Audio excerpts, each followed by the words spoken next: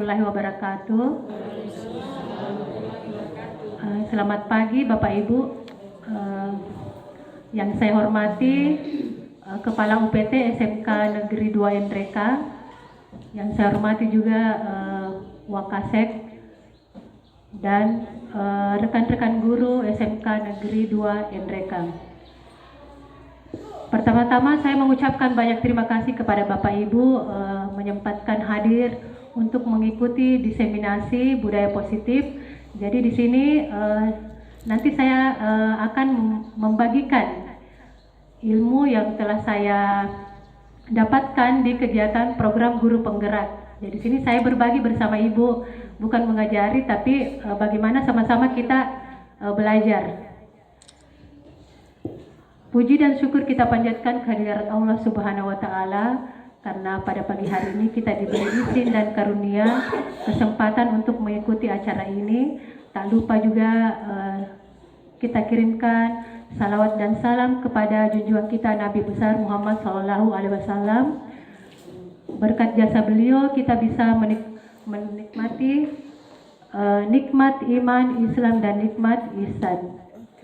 Baik Bapak Ibu, untuk mengefisienkan waktu, saya akan memaparkan aksi nyata modul 1.4 tentang budaya positif. Ya. Jadi sini saya berbagi bersama Bapak Ibu. Nah, sebelumnya ada kesepakatan forum peserta aktif dalam kegiatan, menghormati pembicara dan peserta lain, menjaga kebersihan ruangan, menggunakan waktu dengan efektif, bijaksana, menggunakan perangkat elektronik, berkomunikasi secara jujur dan terbuka.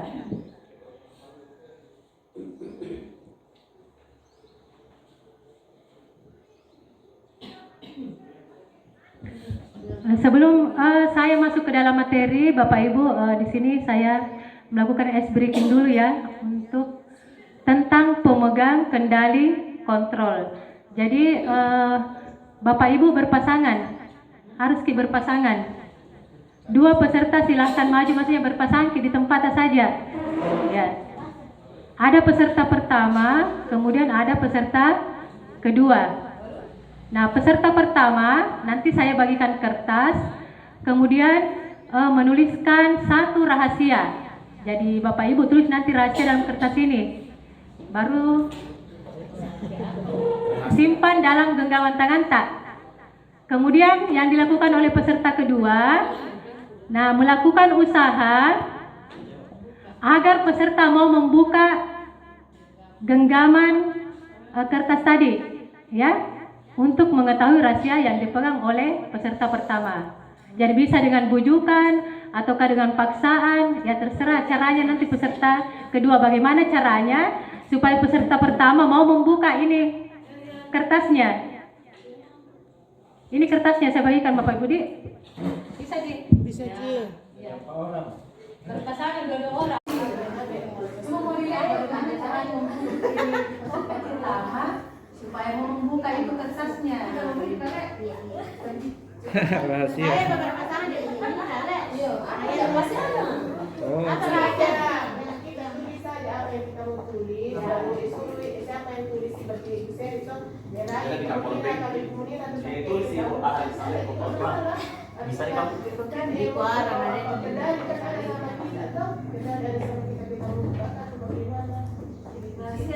Ya, karena di sini pemegang kendali kontrol.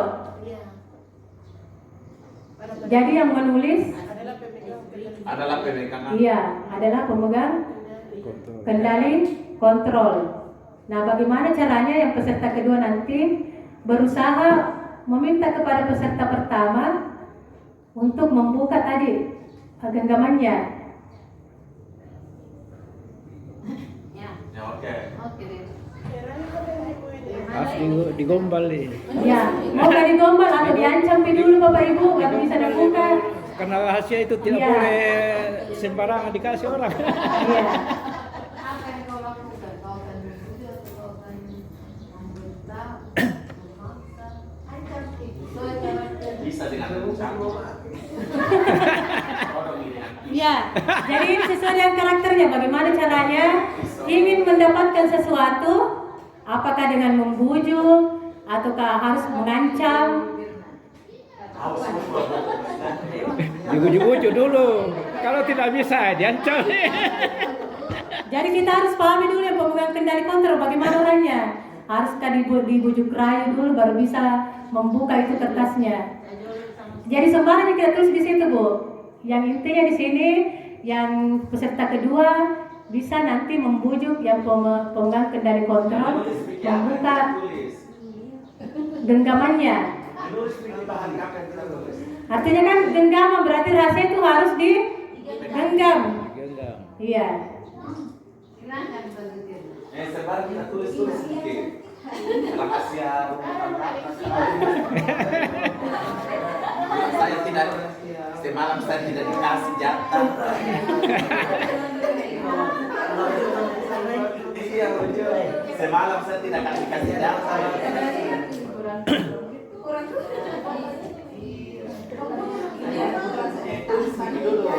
Ya tulis pakai dulu baru kalau sudah ditulis kita genggam ya Pak, genggam Ki.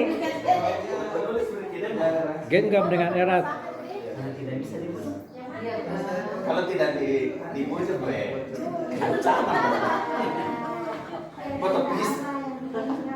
Kalau tidak mau dibujuk ancam Ki Pak. Ancam nih kalau tidak mau ini. Sudah nyata nih. Kasih tahu ya, siapa tahu ah. Iya. Jangan kita sayang tahu. Sudah bisa mau menulis.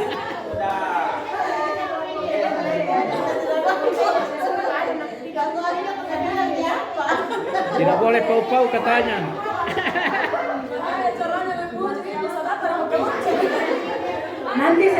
Nanti saya tanya di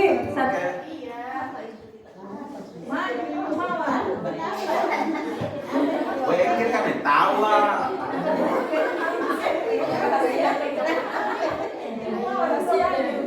ya bisa diperbincang-bincang sampai ini peserta pertama berhasil, tapi kalau tidak berhasil tidak apa-apa juga. Berarti orangnya memang teguh pada pendirian. Adam yang berhasil menggombal.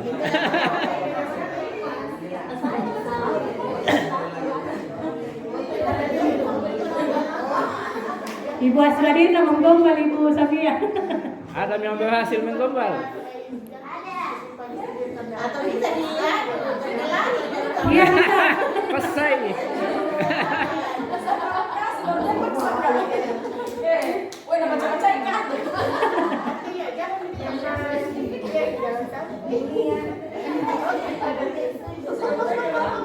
Mau disogok kapan? Mau disogok mau nak kasih ke? Atau mungkin mau disogok dulu baru 10.000. bisa menggenggamkannya. Kami dipoto kan juga. Oh, tapi kan kita pakai isi komunikasi. Pak, siapa yang menulis? Pak Halik. Pak Halik menulis rahasia. Nanti Pak Darwis yang membujuk. Iya.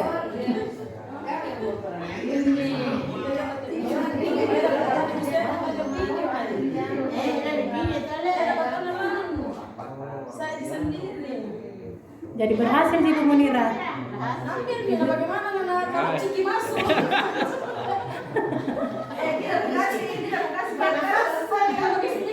Kenapa?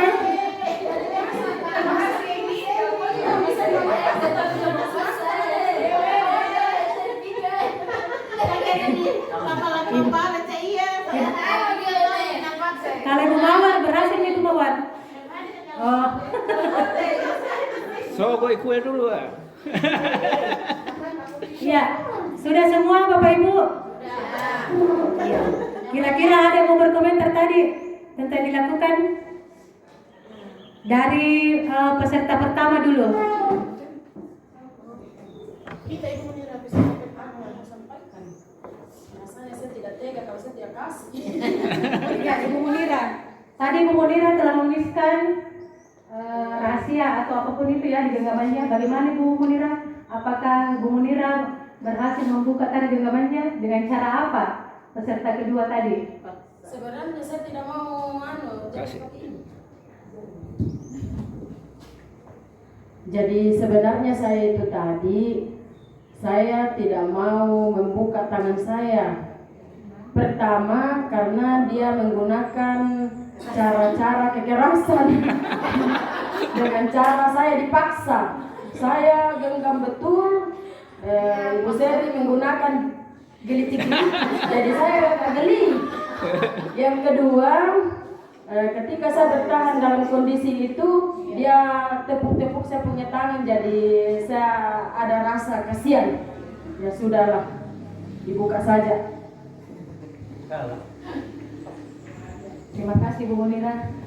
Jadi tadi Ibu Munira di sini sebagai pemegang kendali. Nah, karena rasa kasihan kepada Ibu Seriwati, makanya dia membuka genggamannya. Tapi Ibu Seriwati sudah melakukan sebenarnya segala usaha, tapi membujuk mungkin belum. Sudah juga membujuk, memaksa, kemudian sampai menggelitik. Nah, Ibu Seri, saya tanya dulu, untuk apa Ibu melakukan itu? Supaya itu rahasianya bisa ditahu apa yang dia tulis. Penasaran apa yang dia tulis, jadi berusaha bagaimana caranya supaya itu tangannya bisa terbuka. Saya ambil rahasianya. Terima kasih Bu Seri. Satu lagi Bu Di, yang tadi yang membujuk, ada yang melakukan yang membujuk? Ibu Widya. Apa yang dirasakan Ibu Widya?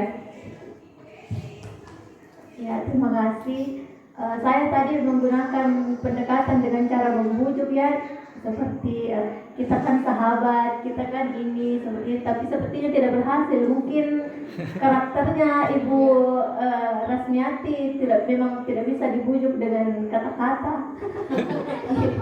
Kalau saya menggunakan kekerasan, mungkin saya yang dikalah karena jadi saya pakai pendekatan itu saja, tapi sepertinya tidak berhasil. Terima kasih. Kalau saya kasih bodi kan jadi negara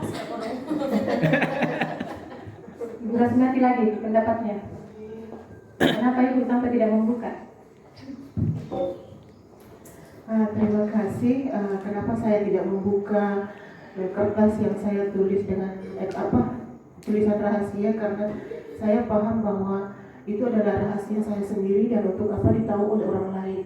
Sebesar apapun mungkin usaha yang dilakukan orang untuk mencari tahu apa yang saya tulis, sebesar itu pula cara untuk saya menutupi apa yang saya tulis, sehingga nantinya ya apa yang saya lakukan tidak melibatkan orang lain dalam keputusan itu. Itu saja. Terima kasih.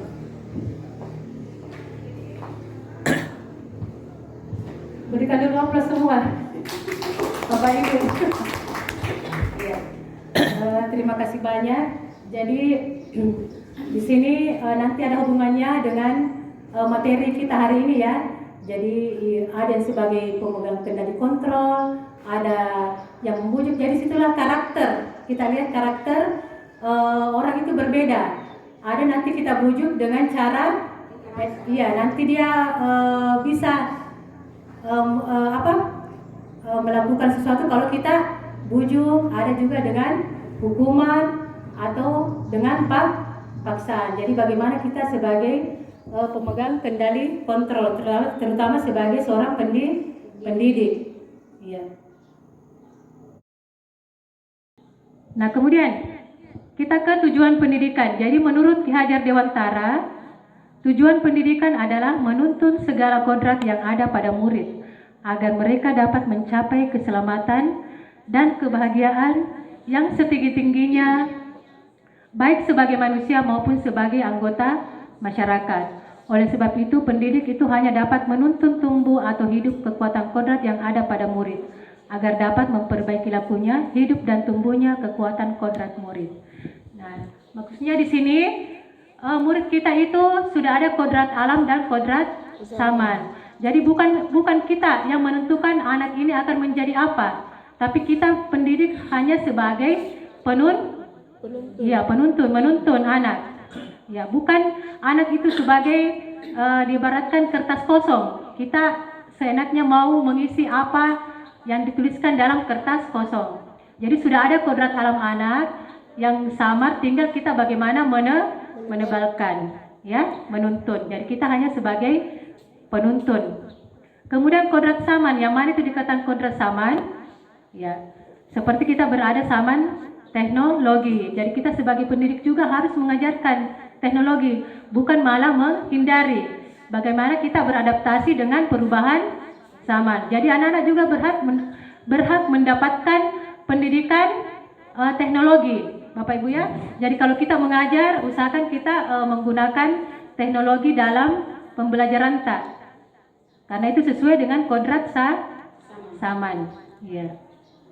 Nah, di sini menurut Kajar Dewantara, menuntun tumbuh hidupnya kekuatan kodrat pada peserta didik agar dapat mencapai keselamatan dan kebahagiaan setinggi-tingginya, baik sebagai manusia maupun sebagai anggota masyarakat. Jadi bagaimana nanti peserta didik kita bukan hanya bahagia sebagai manusia, tapi bisa bermanfaat bagi masyarakat. Ya. Ini menurut Undang-Undang Nomor 20 Tahun 2003 tentang Sistem Pendidikan Nasional, mengembangkan potensi peserta didik agar menjadi manusia yang beriman dan bertakwa kepada Tuhan Yang Maha Esa, berakhlak mulia, sehat, berilmu, cakap, kreatif, mandiri, dan menjadi warga negara yang demokratis serta bertanggung jawab. Ya. Bagaimana peran guru dalam melaksanakan pembelajaran untuk mencapai tujuan pendidikan Kajar Dewantara dan pendidikan nasional berdasarkan profil pelajar Pancasila. Jadi peran guru di sini dalam upaya menciptakan lingkungan pendidikan yang lebih baik, maka salah satunya guru perlu menanamkan disiplin positif. Jadi mungkin di sini Bapak Ibu sudah tahu tentang budaya positif, ya. Salah satunya apa Ibu? Budaya positif yang sudah kita laksanakan di sini. Salam apa?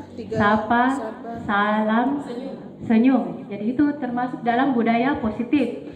Kenapa kita melaksanakan salam, sapa, dan salim? Karena kita lihat sekarang karakternya anak-anak sudah luntur yang namanya menghormati, ya. Supaya tidak luntur itu rasa hormatnya kepada guru, baik kepada guru maupun orang tua. Biasakan setiap hari itu kalau ketemu peserta didik, salam kepada gurunya, senyum dan salim, ya, sebagai wujud penghormatan kepada yang lebih tua. Jadi itu salah satunya pembiasaan budaya positif. Ya, budaya positif adalah lingkungan atau suasana yang ditandai dengan nilai-nilai, sikap, dan perilaku mulia yang mendukung perkembangan positif siswa secara holistik, baik dalam aspek akademis maupun non-akademis. Nah, konsep inti budaya positif, adanya perubahan paradigma belajar, disiplin positif, nilai-nilai kebajikan, kebutuhan dasar manusia, motivasi perilaku manusia, posisi kontrol guru, keyakinan kelas, dan segitiga restitusi. Nah, baik. Dari tadi konsep inti budaya positif, kira-kira Bapak Ibu sudah melaksanakan yang bagian mana?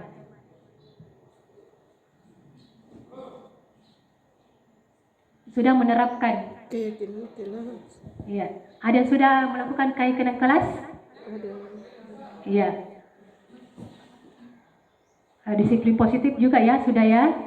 Iya, tapi nanti kita lihat bagaimana caranya kita menerapkan disiplin positif yang seharusnya. Kita bahas dulu satu-satu. Pembelajaran dengan paradigma baru merupakan pembelajaran yang dirancang berdasarkan prinsip pembelajaran berdiferensiasi. Ya. Sehingga para peserta didik belajar sesuai dengan kebutuhannya. Ya, apakah Bapak Ibu sudah menerapkan pembelajaran berdiferensiasi? Jadi kita lihat sesuai dengan kebutuhan murid. sesuai dengan minat murid. Misalnya murid kita ada gaya belajarnya suka dengan praktik atau kinestetik, ya bergerak, biasakan begitu. Ada juga siswa kita yang suka mendengarkan, ya, atau secara audio. Dan ada yang suka belajar dengan visual, dengan melihat. Ya. Jadi kita gunakan pembelajaran berdiferensiasi sesuai dengan kebutuhan peserta didik. Jadi saya rasa sudah kita terapkan semua ini Bapak Ibu ya. Iya. Nah, disiplin positif berasal dari kata disiplina, artinya belajar. Disiplin mengacu pada disiplin diri yang memiliki tanggung jawab terhadap apa yang dilakukannya berdasarkan nilai-nilai yang diyakini. Jadi kita melakukan disiplin itu tanpa harus dipaksa, tapi sesuai dengan keyakinan yang dimiliki. Misalnya ini merupakan tanggung jawab saya, ya. Misalnya kita datang ke sekolah tepat waktu, bukan karena kita takut sama atasan, tapi karena memang dalam keyakinan diri kita bahwa ini adalah tanggung jawab saya. Ya. Disiplin positif merupakan salah satu cara penerapan disiplin yang bertujuan untuk menumbuhkan kesadaran serta memberdayakan peserta didik tanpa imbalan, penghargaan, ancaman, atau hukuman. Nah, sebagai pendidik, tujuan kita adalah menciptakan peserta didik yang memiliki disiplin diri sehingga mereka berperilaku mengacu kepada nilai-nilai kebajikan universal dan memiliki motivasi intrinsik dalam perubahan perilaku ke arah yang lebih baik. Nah, ini nilai-nilai kebajikan universal, nanti kita tampilkan yang mana itu. Ya. Nah, nilai-nilai kebajikan yang di sini yang dimaksud adalah pada profil pelajar Pancasila, yaitu beriman dan bertakwa kepada Tuhan Yang Maha Esa, berakhlak mulia, berkebinekaan global, gotong royong, mandiri, kreatif, dan bernalar kritis. Kemudian menurut Ibu Primary Years Program, jadi ini program dari organisasi ya, toleransi. Keyakinan apa itu yang tadi yang dimaksud? Yaitu toleransi.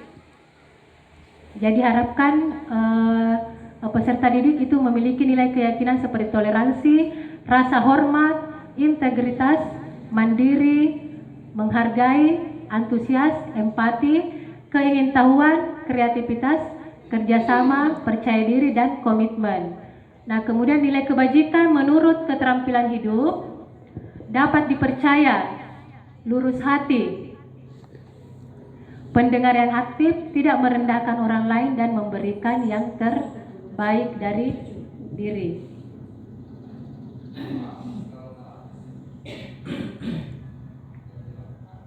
Kemudian kebutuhan dasar manusia.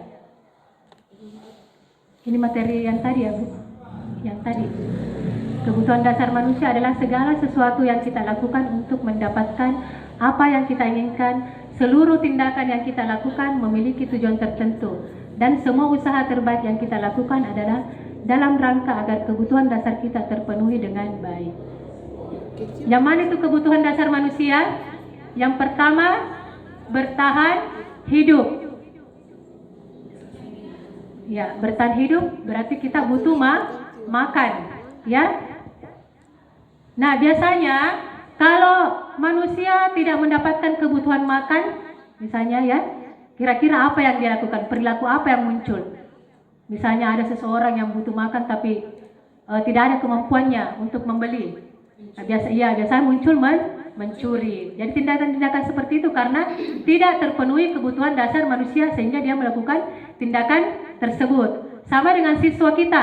Mungkin ada siswa kita yang sering cari perhatian. Kenapa? Karena kebutuhan dasarnya itu tidak terpenuhi di rumah. Misalnya dia tidak mendapatkan kasih sayang dari orang tuanya. Akhirnya itu dia memunculkan tindakan yang anak ini terlalu cari perhatian sama gurunya.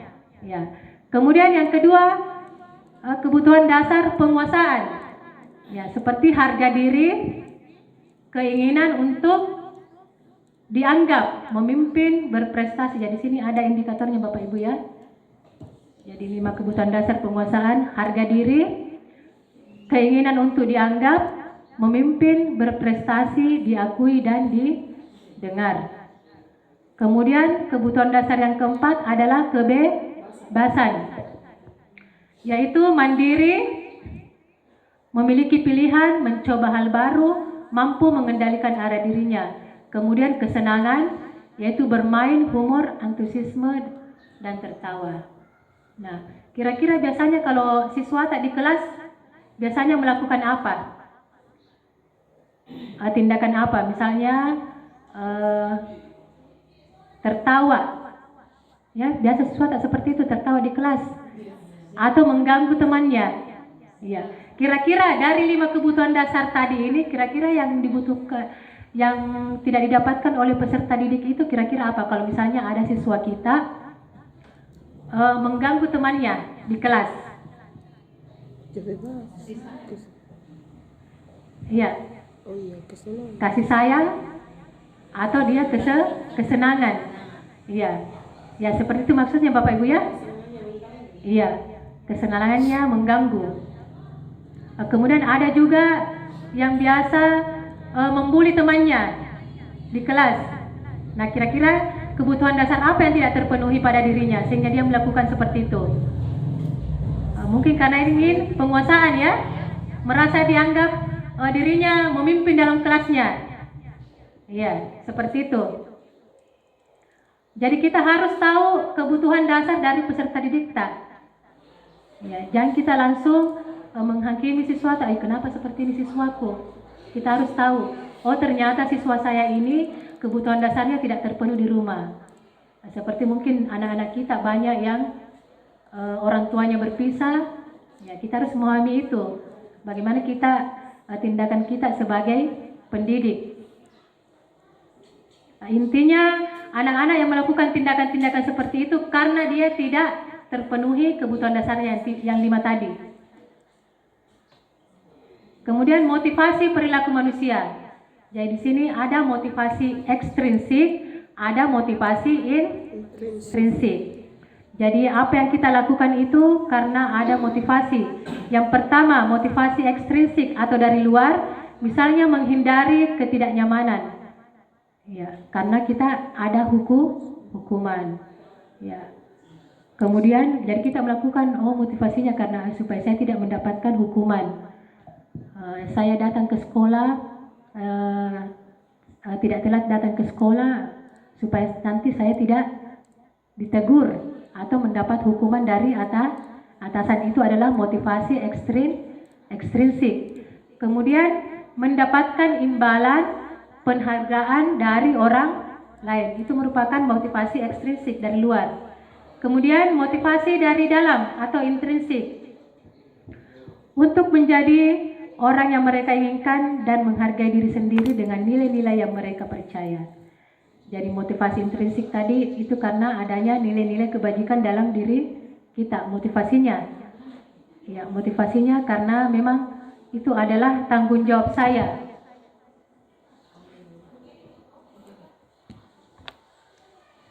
Nah, apa perbedaan hukuman, konsekuensi, dan restitusi?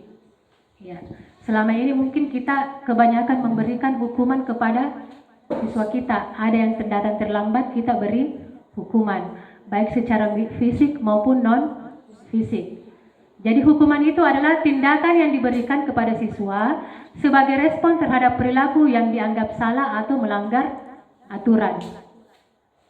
Ya. Konsekuensi. Jadi hukuman dan konsekuensi beda ya. Respon terhadap kesalahan yang dilakukan siswa untuk menjadi pengalaman belajar yang membantu siswa memahami hubungan antara tindakan mereka dan dampaknya. Ya, seperti apa kira-kira itu kalau konsekuensi? Jadi di dalamnya ada pengalaman belajar yang diberikan. Misalnya siswa melakukan kesalahan misalnya dia tidak mengikuti olahraga, terlambat. Olahraganya itu lari. Nah, jadi dia tidak mengikuti karena terlambat. Kira-kira konsekuensinya apa? Bukan hukuman, tapi konsekuensi.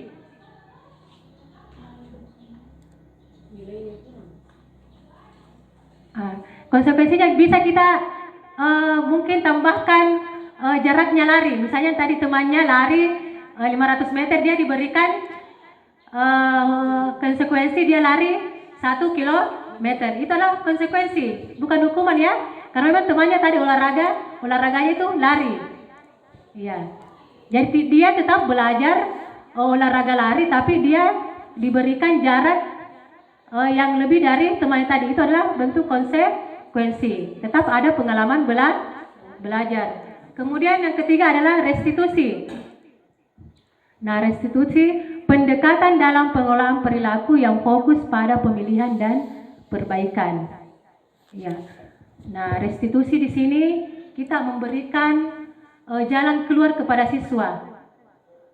Misalnya anak-anak datang terlambat, kita kan biasanya kasih hukuman. Iya. Nah, di sini kita tanya dulu siswa tak. Nah, di sini ada materinya, langkah-langkahnya.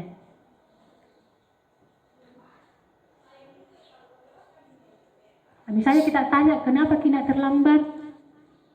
Iya, kita tanya dulu, namanya validasi. Iya. Kemudian nanti kita berikan solusi kepada siswa. Kalau teman bilang kita bertindak sebagai peri, tidak diberi hukuman siswa, tapi bagaimana kita guru sebagai manajer memberikan solusi kepada siswa kita yang bermasalah. Jadi nanti saya di sini bahas lebih jelasnya. Nah, kita lihat dulu perbedaannya. Hukuman, konsekuensi, dan restitusi. Hukuman cenderung lebih berfokus pada pemberian rasa tidak nyaman atau penderitaan sebagai bentuk balasan terhadap perilaku yang salah, tanpa selalu memberikan pemahaman atau pembelajaran yang mendalam. Jadi langsung kita beri hukuman kepada siswa tak, kalau ada yang melakukan kesalahan. Kemudian konsekuensi dirancang untuk menjadi pengalaman belajar yang membantu siswa memahami hubungan antara tindakan mereka dan dampaknya, sehingga membantu siswa untuk mengambil tanggung jawab atas perilaku mereka. Kemudian yang ketiga, restitusi. Siswa yang melakukan kesalahan diberi kesempatan untuk memperbaiki dampak dari tindakannya. Tujuannya untuk membantu siswa belajar dari kesalahan mereka dan mengambil tanggung jawab secara konstruktif. Jadi satu ada hukuman, satu pengalaman belajar, restitusi memberikan solusi untuk memperbaiki diri peserta didik. Nah, berhubungan dengan tadi di atas, ada 5 posisi kontrol guru.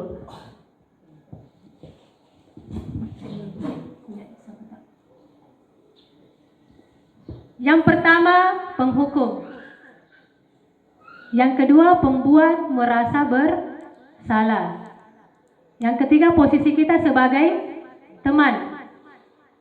Kemudian yang keempat, posisi pemantau, kemudian sebagai manajer. Nah, kira-kira kita sebagai guru, kita berada di posisi kontrol selama ini di bagian mana? Kalau kita mentindaki peserta didik kita, kebanyakannya di mana? Teman.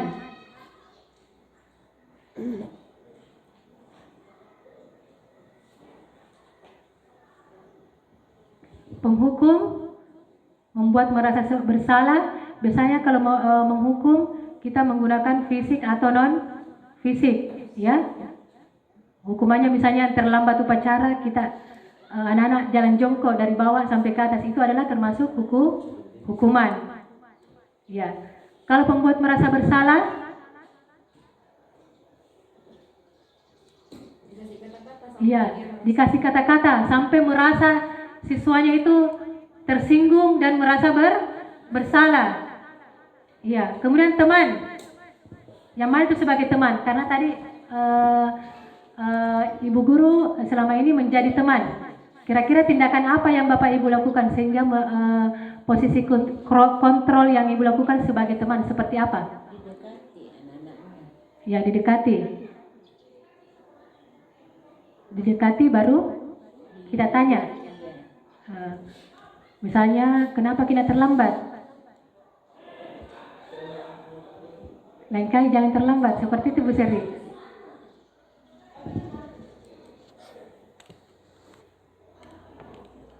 Kalau pemantau,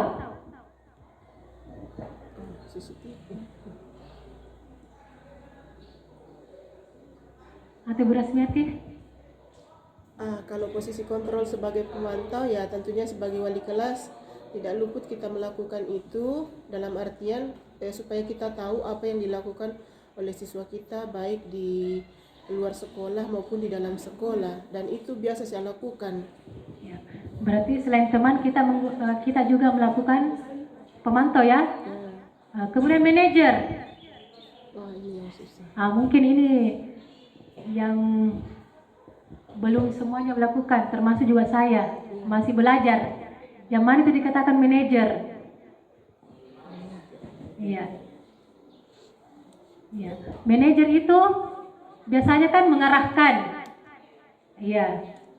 Cari dulu permasalahannya apa, sampai nanti mencari solusi. Solusi apa yang diberikan kepada peserta didik kita. Biasanya kan kita tidak memberi solusi. Ya? Iya. Jadi kita kasih solusi kepada siswa kita berdasarkan tadi permasalahan yang dihadapi oleh siswa kita. Tapi kita harus mencari tahu dulu, ya, apa masalah yang dialami siswa kita. Jadi ada langkahnya nanti. Seperti ini, contoh kasus.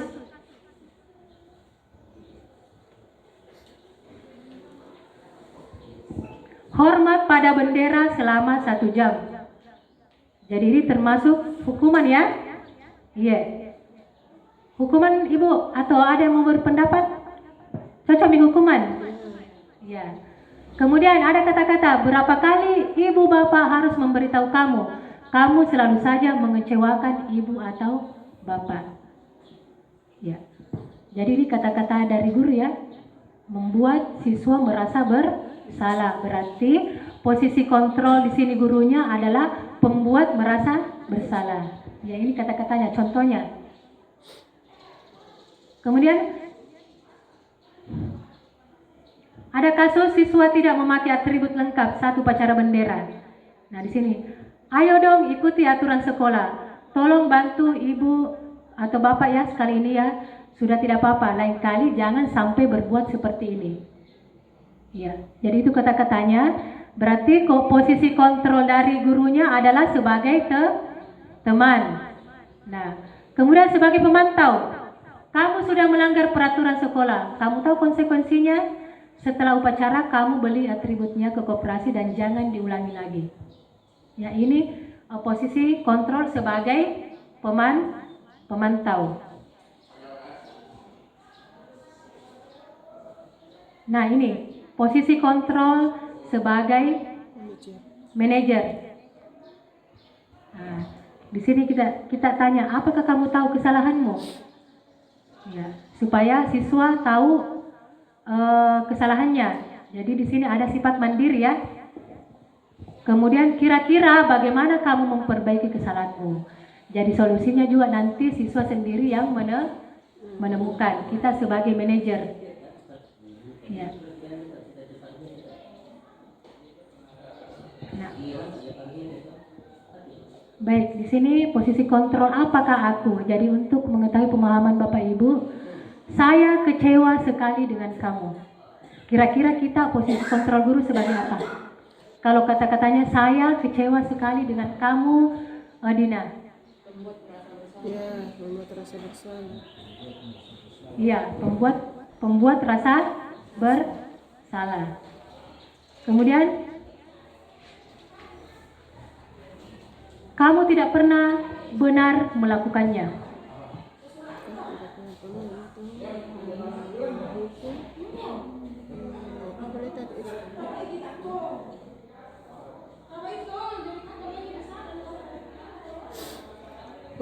Kira-kira tadi yang kelima posisi kontrol, penghukum, merasa bersalah, teman, pemantau, atau manajer. Membuat rasa bersalah. Atau kemana? Kamu tidak pernah benar melakukannya. Membuat rasa bersalah.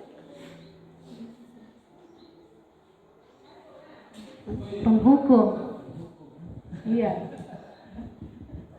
Menghukum secara non fisik. Jadi ini gurunya tidak mau tahu, ya, selalu mengatakan kamu tidak pernah benar melakukannya. Jadi sudah dicapmi itu siswanya selalu bersalah. Berarti dia penghukum tapi bukan secara fisik, secara non fisik. Berikutnya, apa rencanamu untuk menyelesaikan masalah ini? Iya, sebagai manajer.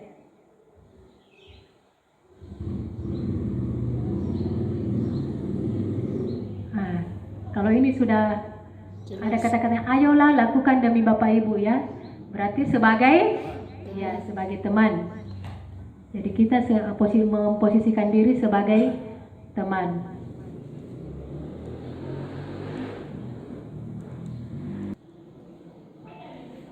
Kemudian materi berikutnya tentang keyakinan kelas. Apa perbedaan keyakinan kelas dengan peraturan?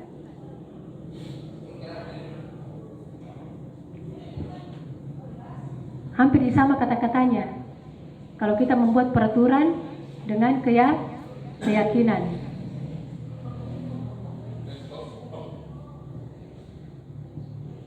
Ada yang sudah menerapkan keyakinan kelas di kelasnya? Biasanya poinnya itu ada berapa yang kita tuliskan atau kita buat?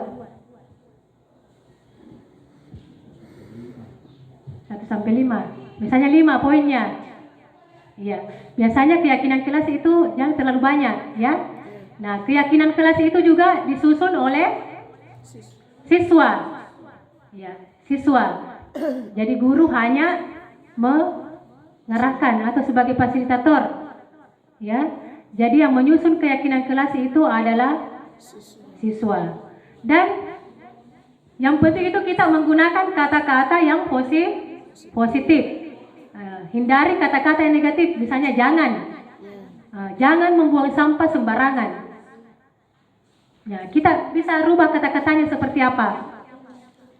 Buanglah sampah pada tempatnya. Ya. Jadi jangan menggunakan kata negatif.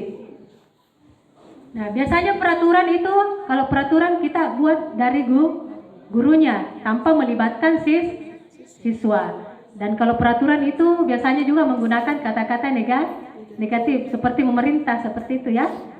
Ya, itu bedanya keyakinan kelas dan peraturan kelas. Nah, dalam keyakinan juga itu terdapat nilai-nilai kebajikan yang ingin dilakukan. Misalnya, buanglah sampah pada tempatnya.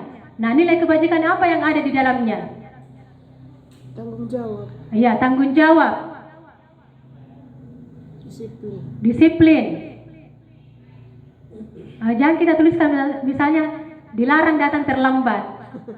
Ya, datang tepat waktu di kelas. Berarti nilai kebajikannya adalah disiplin. Jadi kita menggunakan kata-kata yang positif dalam menyusun keyakinan kelas. Dan juga keyakinan kelas jangan terlalu banyak, ya.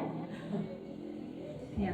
Pembentukan keyakinan kelas bersifat abstrak, berupa pernyataan universal. Dibuat dalam pernyataan positif sedikit saja agar mudah diingat. Ya, karena siswa yang membuat ini keyakinan, jadi sedikit saja supaya siswa mudah mengingat. Sesuai dengan kondisi kelas dan sekolah sehingga mudah diterapkan.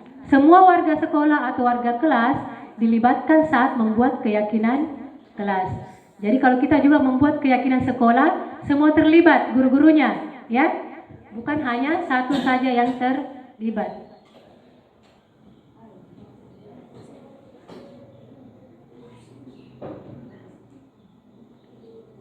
Materi berikutnya tentang segitiga restitusi. Ya, segitiga restitusi itu suatu proses dialog yang dijalankan oleh guru agar dapat menghasilkan murid yang mandiri dan bertanggung jawab. Nah, ada di sini tahap tindakannya. Validasi tindakan yang salah, menanyakan keyakinan, menstabilkan identitas. Nah, misalnya seperti ini, Bu. Ya. Validasi tindakan salah berdasarkan prinsip membuat kesalahan adalah bagian dari proses pembelajaran. Nah, misalnya kita tanya Nata, kenapa kamu terlambat nak? Atau kenapa kamu memarahi Andi misalnya temannya? Nah, kita bisa berikan kata-kata seperti ini. Berbuat salah itu wajar, ya. Tidak ada manusia yang sempurna. Nah, bisa kata-kata seperti ini. Nah, ibu tidak mau mencari siapa yang salah, tapi ibu mau mencari solusi dari permasalahan ini. Ya, jadi kita mencari solusi dari kesalahan yang dilakukan oleh siswa kita. Ya.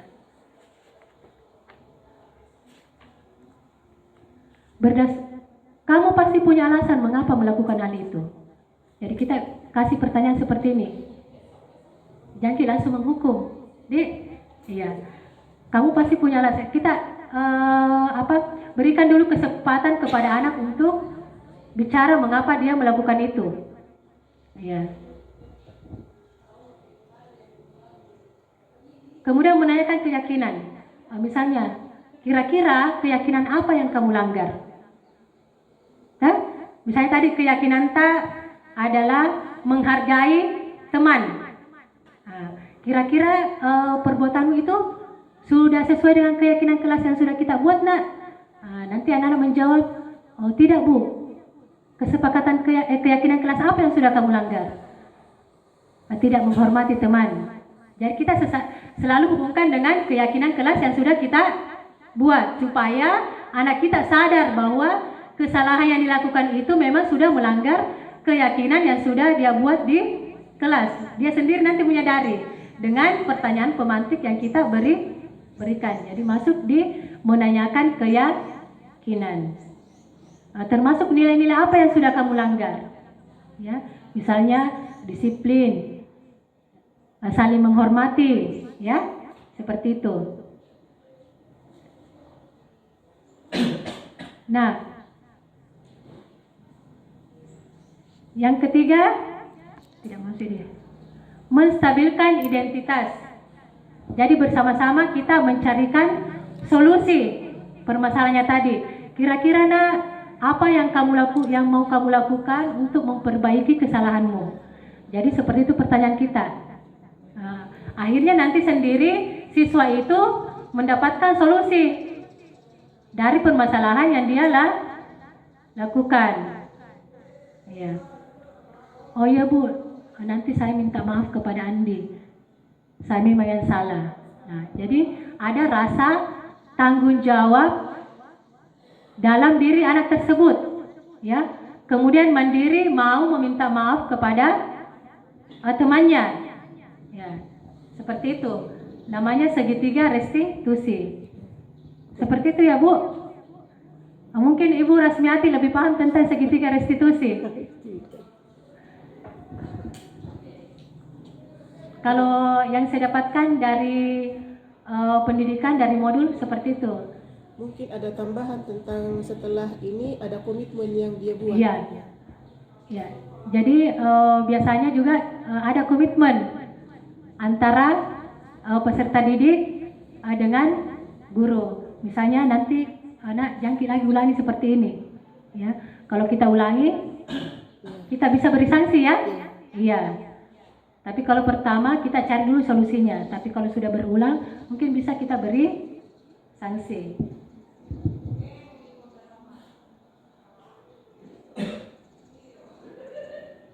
Baik-baik Bapak Ibu, demikian mungkin pemaparan materi saya. Mungkin dari materi tadi yang saya sampaikan masih ada yang Bapak Ibu belum pahami, jadi saya berikan kesempatan kepada Bapak Ibu yang ingin bertanya. Iya.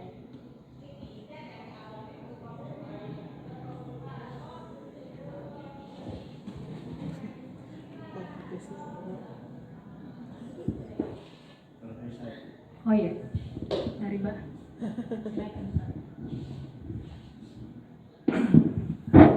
Bismillahirrahmanirrahim. Terima kasih atas kesempatan yang diberikan kepada kami untuk menanyakan suatu hal. Ya, jadi tadi sudah dijelaskan bahwa pada dasarnya anak yang bermasalah atau melanggar suatu aturan atau kesepakatan kelas itu mungkin karena adanya kebutuhan dasar yang tidak terpenuhi pada siswa tersebut. Ya. Makanya sebagai guru kita harus pandai-pandai menganalisis apa kebutuhan kira-kira anak ini yang tidak terpenuhi sehingga dia melanggar aturan atau disiplin atau kesepakatan kelas yang telah kita buat. Dalam hal ini posisi guru itu juga perlu kita perhatikan dalam mengambil keputusan. Karena tadi dikatakan bahwa ada 5 posisi guru, yaitu penghukum, pembuat merasa bersalah, teman, pemantau, dan manajer. Jadi di sini kita upayakan bahwa sebagai guru, karena kita sebagai pendidik diupayakan jangan sebagai penghukum dan jangan juga sebagai pembuat merasa bersalah. Jadi sebaiknya posisi kita itu adalah teman atau pemantau atau manajer. Ya, jadi salah kalau saya tangkap tadi yang dibawakan oleh Ibu. Jadi kita diupayakan jangan kita sebagai penghukum atau yang kedua pembuat merasa bersalah. Apakah pernyataan atau tanggapan saya ini sudah tepat atau tidak? Mohon dijelaskan. Terima kasih. Ya, terima kasih Pak. Yang saya katakan sebagai pendidik memang seharusnya kita sebagai sebenarnya manajer. Ya, saya juga baru tahu melalui pendidikan ini bahwa guru itu sebenarnya harus sebagai manajer. Kenapa? Karena kita ingin menerapkan nilai-nilai kebajikan pada anak. Jadi kalau kita berikan mungkin kita sebagai penghukum, ya, tanpa biasanya kan kalau penghukum langsung kita hukum anak-anak kalau ada yang bersalah, tanpa ada solusi. Selama ini kan yang kita lakukan mungkin tidak ada mencari tahu dulu kenapa anak melakukan seperti ini. Seperti yang kita bilang, mungkin anak ini kebutuhan dasarnya tidak terpenuhi, sehingga kita langsung hukum itu anak-anak. Nah disinilah fungsinya kita sebagai manajer. Jadi ada langkah-langkahnya, tidak langsung kita kasih hukuman kepada anak. Ya, makanya tadi di sini materinya saling berkaitan antara 5 kebutuhan dasar, posisi kontrol guru.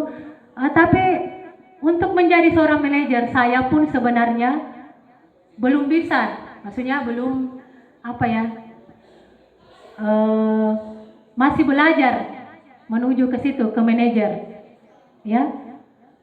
Karena teman saya bilang kalau sebagai manajer, sebagai periki itu Bu, sebenarnya karena kita hanya menanyakan kepada anak kenapa kamu seperti ini, keyakinan apa yang kamu langgar, apa solusinya.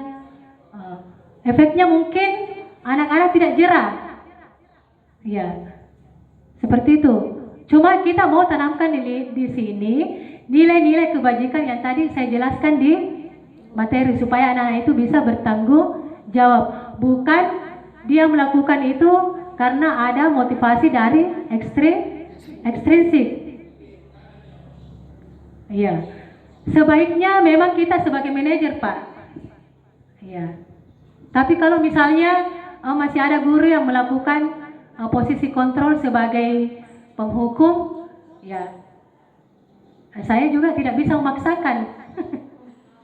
Mungkin ingin supaya anak itu jerah, tapi tidak ada nilai positif yang diberikan. Iya, karena hanya ingin melakukan supaya anak itu tidak melakukannya. Saya, pemahaman saya, guru itu harus sebagai manajer, ya, seperti itu Pak. Ya. Dan tadi tentang kebutuhan dasar manusia, ya betul sekali. Mengapa anak-anak melakukan perilaku-perilaku atau kesalahan itu karena adanya kebutuhan dasar yang tidak terpenuhi. Ya. Untuk menanggapi pertanyaan dari Pak Surahman terkait kesepakatan dan keyakinan kelas, apakah setiap guru boleh membuat keyakinan kelas atau hanya dibebankan saja kepada wali kelas?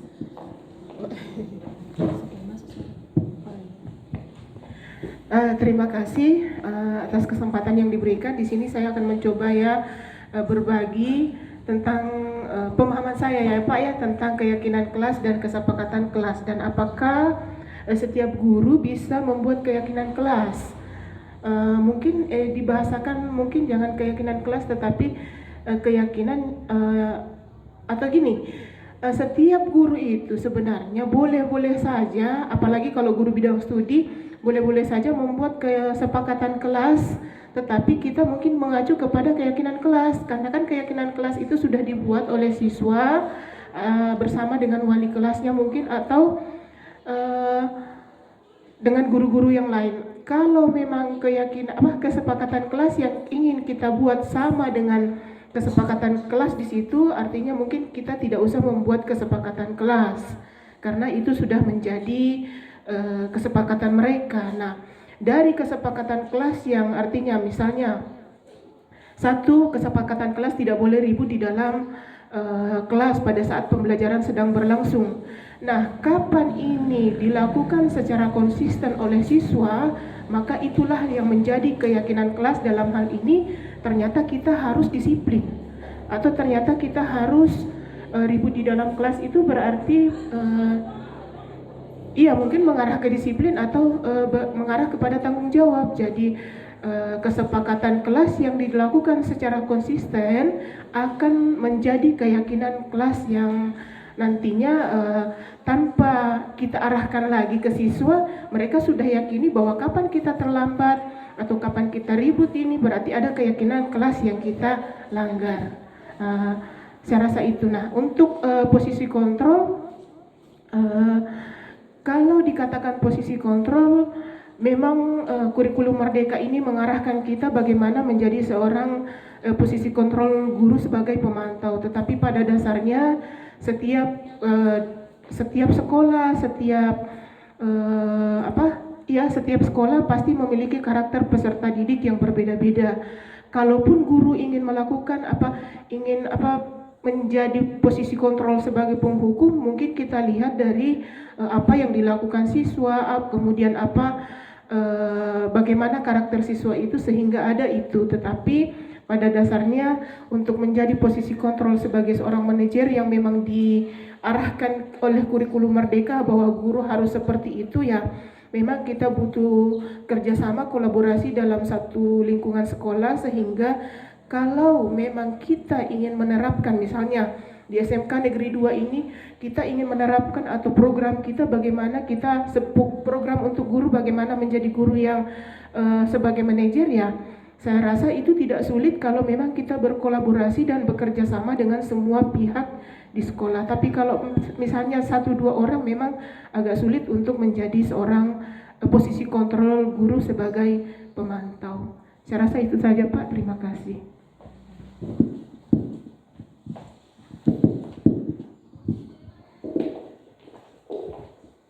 Ya, terima kasih Bu Rosmiati. Ya, betul sekali, kalau kita ingin melaksanakan posisi kontrol sebagai manajer, kita harus bekerja sama dan berkomitmen. Karena misalnya kalau masih ada guru yang menggunakan posisi kontrol sebagai penghukum, nanti siswa di guru yang satu saya dihukum, yang satu saya diberi solusi. Nah, jadi kalau memang sekolah kita, karena kita sudah menggunakan kurikulum Merdeka, sebaiknya kita posisi kontrol kita itu sebagai manajer. Tapi untuk menerapkan itu, ya kita harus berkolaborasi, ya, berkolaborasi bersama untuk menerapkan posisi kontrol sebagai manajer. Nah, selain berkolaborasi juga kita harus berkomitmen, ya, bahwa kita semua harus melakukan itu, ya. Nah, seperti itu. Kemudian dengan keyakinan kelas tadi, Pak, ya, kalau mungkin ingin menambahkan, memberi saran kepada siswa, mungkin boleh-boleh saja ya Bu ya. Misalnya dalam anak-anak sudah membuat keyakinan kelas, karena yang menyusun ini adalah anak-anak kita. Mungkin kita bisa beri, misalnya mungkin bagus kalau ditambahkan seperti ini. Bisa kita beri saran. Ya, misalnya ada yang kurang, kita boleh memberikan saran. Tapi apakah anak-anak kita ini bisa melaksanakan atau tidak? Jadi kita juga sesuaikan dengan kondisi siswa kita. Mungkin seperti itu, Pak. Karena tidak ada lagi yang ingin bertanya, mungkin cukup sekian penjelasan dari Ibu tentang budaya positif. Terima kasih banyak atas perhatian dari Bapak Ibu. Semoga apa yang saya bagikan ke Ibu mungkin bisa diterapkan di sekolah kita secara bersama-sama. Nah, demikianlah, mohon maaf, lebih dan kurangnya mohon dimaafkan. Wabillahi taufiq wa hidayah. Wassalamualaikum warahmatullahi wabarakatuh. Waalaikumsalam warahmatullahi wabarakatuh.